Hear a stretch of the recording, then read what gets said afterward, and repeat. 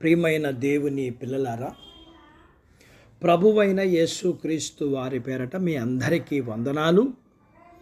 ప్రభు పేరట మీ అందరికీ శుభములు, దీవెనలు కలుగునుగాక.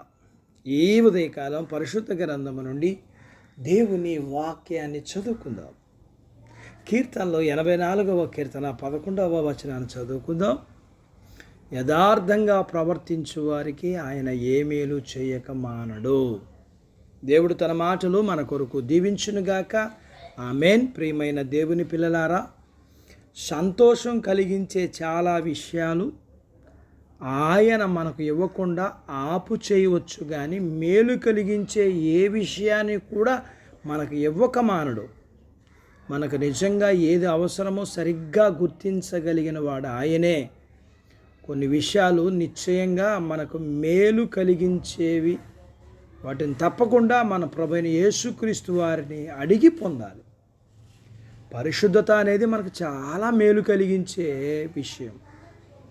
ఆయన మనకు దాన్ని ఉచితంగా అనుగ్రహిస్తారు.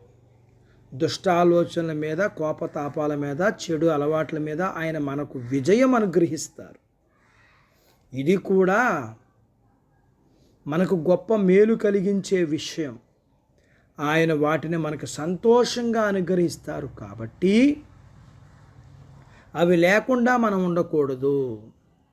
సంపూర్ణ నిశ్చయత మనకు అనుగ్రహిస్తారు. ఆయనతో సన్నిహిత సహవాసం కూడా సమకూరుస్తారు. సర్వసత్యం తెలుసుకునే అవకాశం ఇస్తారు. స్వేచ్ఛగా ఆయన కృపా సింహాసనము యొద్దకు చేరే ధైర్యము చేకూరుస్తారు. ఇవన్నీ మనలో లేవంటే దానికి కారణం మన విశ్వాసంలో కొరత ఉందని. దేవుడు వాటిని ఇవ్వడానికి అయిష్టత చూపించడం ఇష్టం. ఆయనకి ఇవ్వటం ఇష్టం. ప్రశాంతంగా పరలోక ప్రతిబింబంగా ఉండే గొప్ప సహనం, యథార్థమైన ప్రేమ, ఇవన్నీ పవిత్రమైన శ్రద్ధాశక్తులు కలిగిన వారికి అనుగ్రహించబడతాయి. అయితే ఒకటి గమనించండి, మనం యథార్థంగా నడుచుకోవాలి. దీనిలో వేరే అర్థాలు వెతకాల్సిన పనే లేదు. మోసం, లావాదేవీలు ఏమీ లేవు. వేషధారణ కానీ వంచన గానికి తావులేదు. మనం ఆయన పెట్టిన నియమాలకు వ్యతిరేకంగా నడిస్తే దేవుడు తన కృప అనుగ్రహించలేడు. అలా చేస్తే అది అధిక పాపం అవుతుంది. యథార్థత అనే మార్గం పరలోక సంపదకు మార్గం. ఆ సంపద ఎంత గొప్పదంటే అందులో సమస్తమైన మేలులు ఉన్నాయి. దేవుడు వాటి బాధ్యత మనకు అనుగ్రహించునుగాక. ఆమెన్. దేవుడు తన మాటలు మన కొరకు దీవించునుగాక. ఆమెన్. ప్రార్థించుకుందాం. నాతో పాటు ఏకీభవించండి. మమ్ములను మిక్కిలిగా ప్రేమించిన మా ప్రియ పరలోకపు తండ్రి, మీ పరిశుద్ధ నామమును బట్టి మీకు వందనాలు. ఉదయకాలం మీ పాదాల దగ్గర మీ లేఖనాలు నేర్చుకోవడానికి కృప చూపించారు.